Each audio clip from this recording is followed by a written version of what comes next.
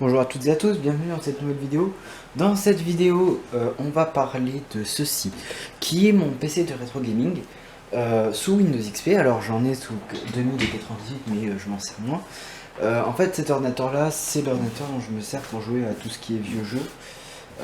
Sauf MS-DOS, où là j'ai un PC qui vraiment me sert, et Windows 95, mais ce PC-là me sert à jouer aux jeux Windows 98, XP, début Vista, mais surtout 98 et XP.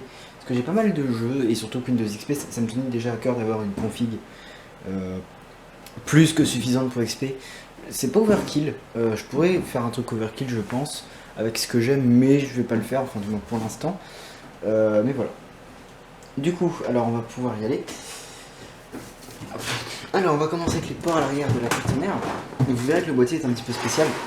Alors, à l'arrière de la carte mère, nous avons... Je vais vous descendre un petit peu le trépied. Tac, donc nous avons deux ports PS2, un port Péritel. Ça, je sais pas ce que c'est comme port. Un port communication, un port pour disque dur, je crois que c'est le SATA ou un truc comme ça. Un port Firewire, une carte son dédiée, un port réseau et 4 USB. Et au-dessus, le port d'alimentation. Ce qui est quand même... Déjà, c'est une bonne carte mère qui est bien équipée. Ensuite, en dessous, nous avons donc quelques petites cartes. Donc la carte graphique, donc qui sort de l'HDMI, du VGA et du DVI. J'utilise en VGA.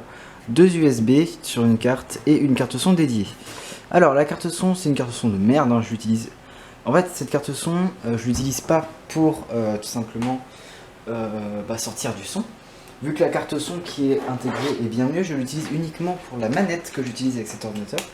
C'est celle-ci. C'est une Microsoft Sidewinder Gamepad, je crois, voilà.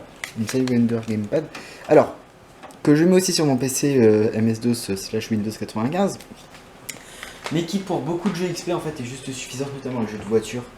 Notamment Colin McRae Rally 2005, qui est un jeu que je joue uniquement avec cette manette.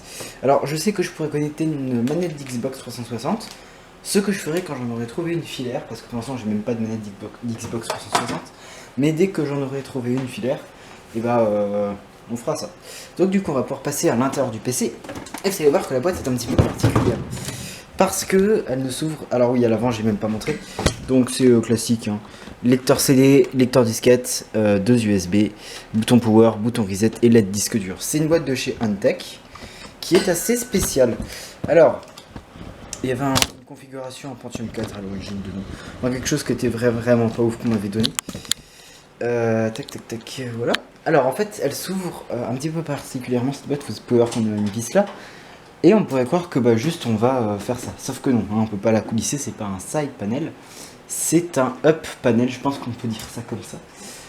Donc tac, on a deux petits vis qu'on est obligé de dévisser pour enlever le dessus du boîtier.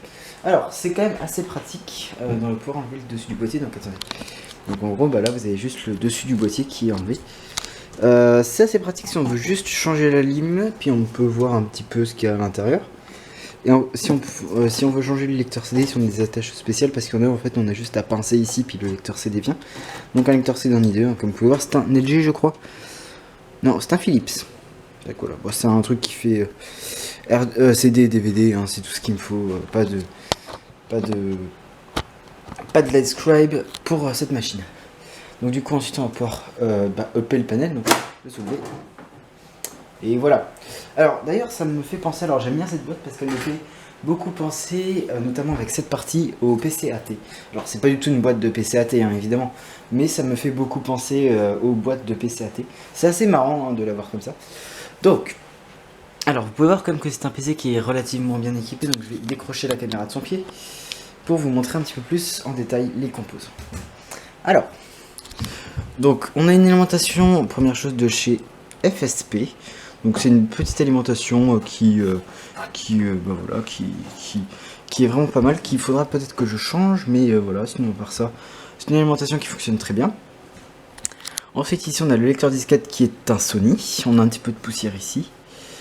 Là nous avons donc le ventirad qui est un ventirad de chez Intel qui est très épais, c'était le même que pour les Pentium 4. La carte graphique qui est une HD 3650. la petite carte USB et la carte son qui est juste ici, que j'ai mis en dessous. Alors, cette carte mère est assez spéciale, c'est la carte mère dont je parlais à jeux vidéo rétro et informatique du passé. C'est une carte mère qui est très haut de gamme de chez Asus. Lui, il a à peu près la même en AMD. Moi, j'ai pas par contre deux ponts PCI, mais moi, c'est une corde. En fait, c'est un corps de duo à 2.3 GHz qui est dedans. Je peux mettre mieux, hein, mais de toute façon, la carte mère sera changée. Hein. Mais en fait, je prendrai une carte mère bien plus bas de gamme évidemment. Mais ça, c'est une grosse carte mère. On peut voir qu'il y a déjà rien que 6 ports SATA pour du corps audio, enfin pour du 775, c'est beaucoup. On a déjà plus qu'un seul port, IDE. Et à la base, je pensais même pas qu'il y avait ça. On a 4 ports de mémoire, donc 4 barrettes de 512 pour arriver à 2 Go de RAM, ce qui suffit amplement pour Windows XP. Un ventilateur de boîtier qui est pas forcément la bonne taille et qui est dégueulasse, mais on s'en fout parce que ça fait très bien le taf. Alors le PC est très chaud à cause du boîtier, parce que comme vous pouvez voir qu'il n'y a aucune ventilation. Alors il n'y a pas la backplate, j'ai pas la backplate de la carte mère, mais bon, elle tient. Ah, j'ai oublié une vis là-haut. Bon, je mettrai une vis juste après. Donc voilà, donc ça c'est fait. Donc on a la RAM, on a le processeur, la carte graphique. J'ai dit ensuite 2 disques durs. Oui, ça me semblait important. 2 disques durs de 80 Go en SATA. Voilà. Et puis c'est à peu près tout pour ce boîtier qui est déjà quand même pas mal. Enfin pour ce PC rétro qui est déjà pas mal équipé et qui fait tourner tous les jeux que je veux. Alors pas forcément en ultra, mais qui les fait tourner comme je veux. Et pour l'instant cette config me va. Alors par contre je vous demanderai si vous avez une carte graphique mieux que ça, parce que ça c'est quand même pas forcément ouf. Et peut-être un autre processeur, je pense passer sur un corps audio peut-être à 2.6 GHz ou quelque chose comme ça. Et puis peut-être mettre 4 Go de RAM. Mais sinon, je pense que sinon elle va rester comme ça, cette config, ou peut-être que je la changerai pas. Mais si vous avez une meilleure carte graphique, peut-être plus adaptée pour des vieux jeux, ou même un peu plus puissante, parce que ça fait seulement 512 MO, n'hésitez pas à me le dire. Donc je remonte le tout, je branche ça ici, et on se retrouve juste après. Du coup, alors je tiens à vous le dire tout de suite, le PC n'est pas une fusée, hein. Il est un petit peu lent à démarrer, mais en utilisation ça se voit. Donc du coup, alors les périphériques, donc un écran Dell, Rocketeer, tout ce qui est plus normal. 2 enceintes de chez JBL qui font un très bon son. Et en clavier, donc un Fujitsu en PS2 évidemment, donc d'origine Windows XP. C'est le modèle KB400 en PS2 du coup, parce qu'il existe aussi le même modèle en USB. Et au niveau de la souris, une souris de chez HP en PS2 à boule, ce qui suffit amplement pour jouer, sachez-le. Donc je vais rentrer mon petit mot de passe qui me paraît. Ok, c'est bon. Donc je vais un petit peu vous zoomer ça. Voilà. Alors on lui laisse le temps de démarrer, hein, voilà. Du coup, donc on a Cortana qui se lance évidemment pour avoir les petites températures. Et donc voilà, donc voici le PC, hein. Je suis.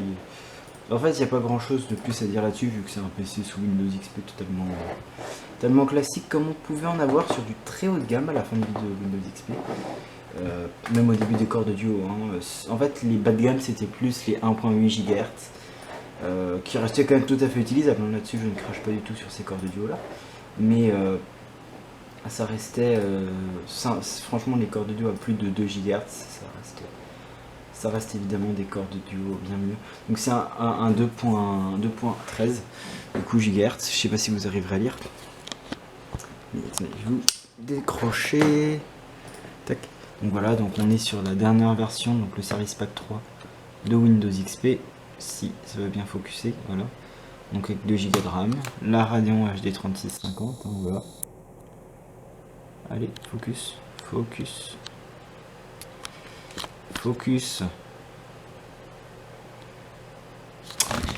Bon bref, je pense que cette caméra de merde ne voudra pas faire le focus. Donc voilà, j'ai pas grand chose de plus à vous dire, si ce n'est que ça tourne très bien en jeu. Je suis désolé de ne pas pouvoir vous faire de test de jeu, parce que simplement je peux pas rapprocher plus la caméra. Déjà que là de base vous devez pas voir grand chose. Ouais, vous verrez rien, hein, vous voyez à peine le fond d'écran. Du moins c'est ce que le retour me dit, mais donc les jeux que j'ai installés dessus, donc là c'est des benchmarks. Roller Coaster Tycoon, faut que je désinstalle vu que j'y joue sur mon PC Windows 95. Need for Speed Poursuite Infernale 2, un très bon jeu. Myth of Madness 2, un très bon jeu. Need for Speed Porsche 2000, un jeu que j'aime bien mais qui est pas forcément super. Need for Speed Underground 2, une légende. Need for Speed Hot Pursuit 3, un super jeu. Need for Speed 2 à désinstaller. Rainbow Six Siege, un très bon jeu. Initial D Mountain Legend, ça vous laissez, c'est un jeu de test. GTA San Andreas que j'ai en boîte, super jeu. Colin McRae Rally que j'ai en boîte, super jeu. GTA 3, super jeu que j'ai en boîte évidemment. Qu'est-ce que j'ai d'autre en boîte? C'est que j'ai que ça. Sinon tous les autres c'est soit des abandonware, soit des jeux craqués. Genre Need for Speed c'est des abandonware. Non, Roller Coaster Tycoon je l'ai en boîte. Et Need for Speed 2 aussi. Mais ça c'est de l'abandonware du coup, ça c'est du crack, ça c'est de l'abandonware. Au niveau des logiciels, alors j'ai Fraps, j'ai essayé d'enregistrer, ça marche pas très bien, GPU et CPUZ, ça marche, IMG Burn pour graver, VLC pour lire quelques vidéos, des trucs pour créer des mods sur Myth of Madness 2, Lily USB Creator c'est pour créer des clés bootables, CD Burner XP pour graver, la suite Office XP, Cortemp et les navigateurs d'époque, Firefox, Chrome et Opera. Donc voilà, hein, c'est à peu près tout ce que dit ce PC, hein, après voilà. Le deuxième disque dur, j'ai pas encore commencé à le remplir, hein, il n'y a encore rien dedans. Mais ça va surtout, en fait le deuxième disque dur sera partagé sur le réseau pour les autres anciens ordinateurs, donc ceux qui vont de 95 du coup, voire 3.1, parce que je crois que 3.1 on avait déjà accès au réseau. Même MS-DOS, hein, je crois qu'on avait accès au réseau, donc de toute façon, je vais essayer de faire en sorte que même MS-DOS, enfin, déjà il faut que j'arrive à installer un PC en MS-DOS sur le réseau. Mais je vais essayer qu'au moins Windows 98 détecte ce PC, comme ça je pourrais avoir tous mes vieux jeux, je pourrais les copier par le réseau. Ça ira plus vite qu'avec des disquettes. Donc voilà, donc c'est tout ce que j'avais à vous dire sur ce petit PC. Du coup voilà, faudra que je fasse un petit partage réseau, mais ça sera pas trop... Je l'avais déjà fait il y a très longtemps, donc enfin oui, il y a très longtemps. Sur le Medium, pour ceux qui se rappellent, le disque dur était partagé et comme ça c'était super pratique. Donc voilà, donc j'espère que cette petite vidéo vous aura plu et à bientôt pour une prochaine vidéo. Salut!